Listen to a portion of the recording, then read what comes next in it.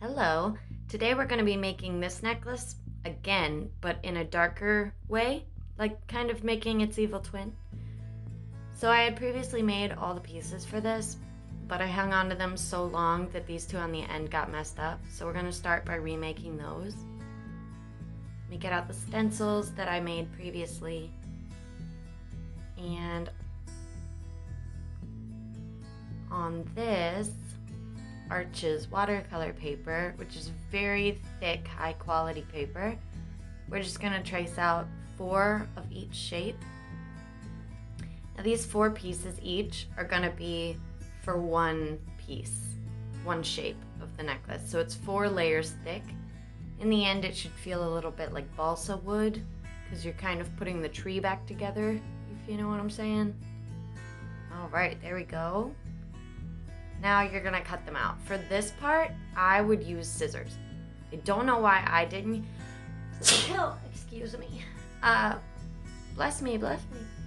I don't know why I didn't use scissors. It would have been much easier. There's no negative space in these shapes, which is usually when I'll use an X-Acto knife, is if it has like a hole in the middle that I need to cut out. Anyway, it was a painstaking process. It's still not over. Jeez. Da,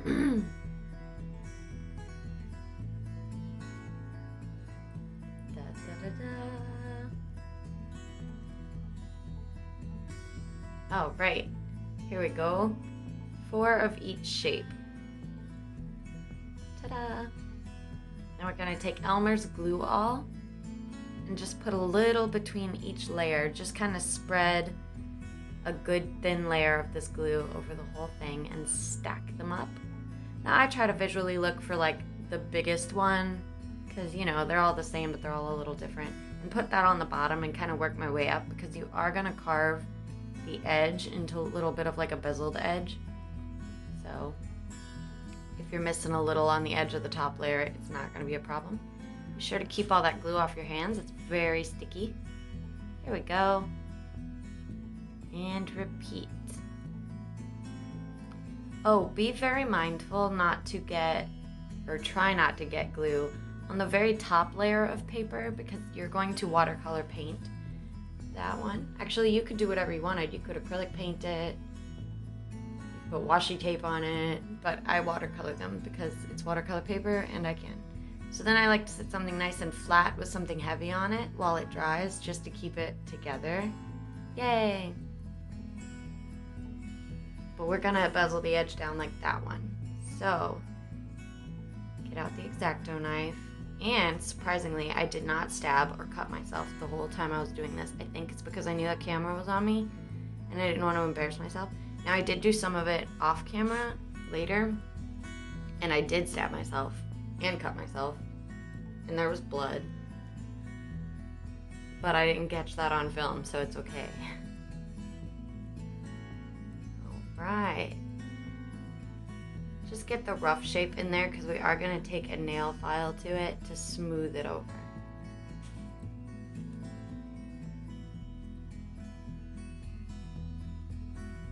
Yay, ta-da! Alright, I hope you can see that, how the edge is just a little bit angled now.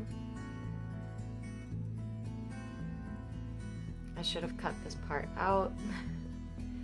You just saw the deal. You don't need to see it again. But I'm not going back into editing, so you're seeing it again.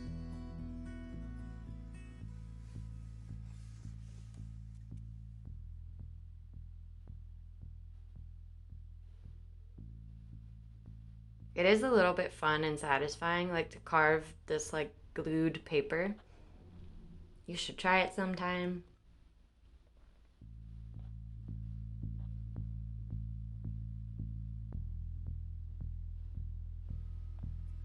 There we go. Hope you can see that pretty good. Alright, now we're going to take the nail file and just kind of swipe down on the edges. Kind of smooth out the carvedness looking from the X-Acto knife. There we go.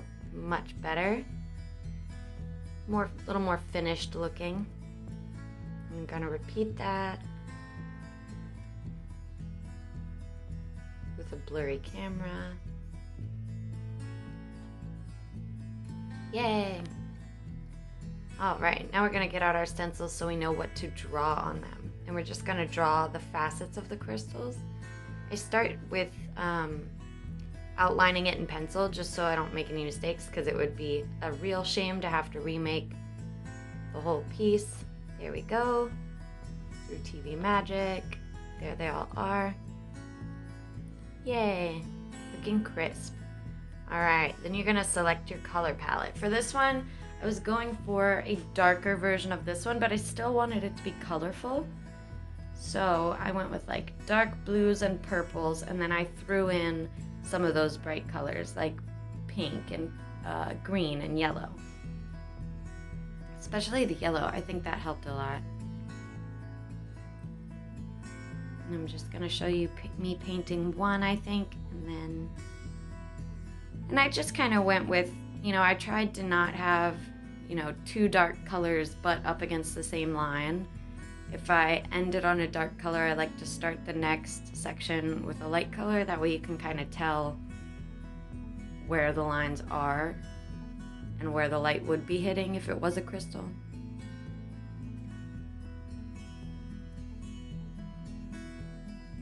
Yay!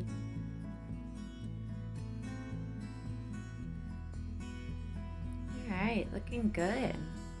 You can see its twin down there at the bottom.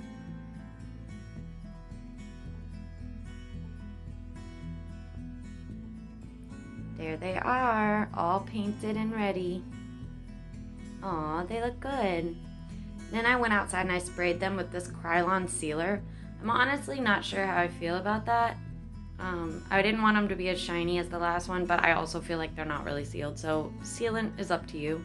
Right now I'm just taking my X-Acto knife and making little notches on the sides, kind of where we're gonna make the tunnel to make them a bead on the back later, kind of where you want the necklace to go through, but this is also we're gonna wrap wire around each piece, and the notches are just gonna help the wire stay in place. There we go. I just wrapped twice around and ended it on the back.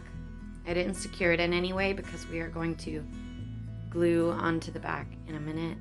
And that'll hold it down. There we go, a little bit of wire across each one. I think that just helps to visually tie it in. Obviously you don't need that part, but with the rest of the necklace being metal, it kind of brings it together, I think. So now I'm taking strips of paper, the general width of each piece, and I'm rolling them around a toothpick in the middle to kind of make a tunnel, and then using my pliers to bend it back flat. There we go, if that makes any sense to you. And then I'm just gluing it and bobby pinning it together to keep it nice and tight while it dries.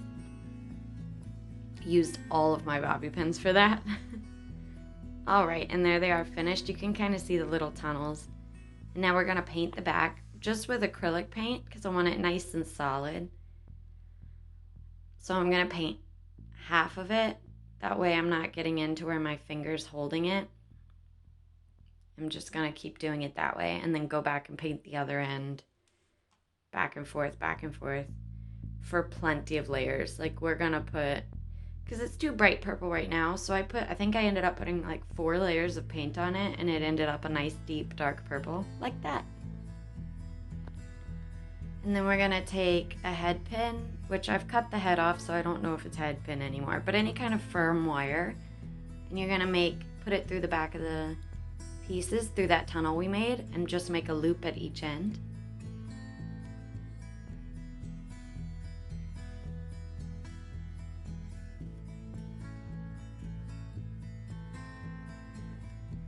Okay, ta-da! You can see those loops on either side.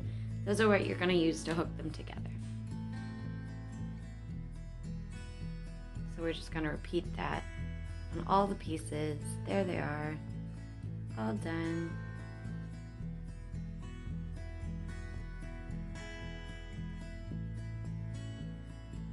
Cool. Now, we're gonna kind of do the same thing.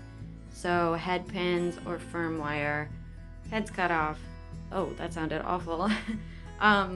Loops made at each end, and in between each crystal, I just put like 3 jump rings on the link between them just to add visual interest, again, to add more metal, to draw it all together. I like the way it looks. It kind of looks wire wrapped or something, but with very minimal effort. I don't know if you can kind of see. I'm sure I'll give you a good view in a minute. We're just gonna, there we go, link them all together like that. Yay. And I think on the last one, the brighter one, I did 4 jump rings between each section, but this time I only did 3. And I think it looked just as good, plus it saved me some jump rings. And then we're just gonna make another one of those links that extend past either side of the crystals. Just to kind of, again, bring it together, blend that up into the chain of the necklace.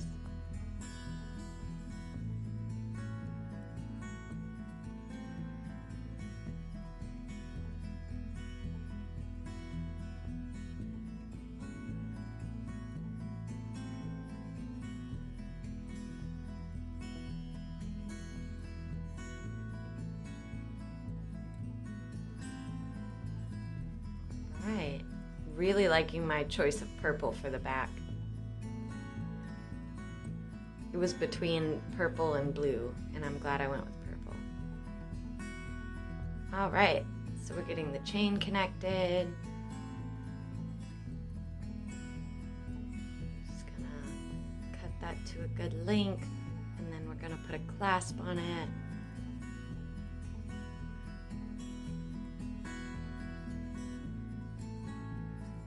Right, it's done. Oh, it's so pretty. Here it is with its non-evil twin. And here's the back. So the first one was just black on the back, which I kind of wish I had done dark blue on the lighter one. Here she is. Thank you all so much for watching. If anybody sees this, leave a comment, please.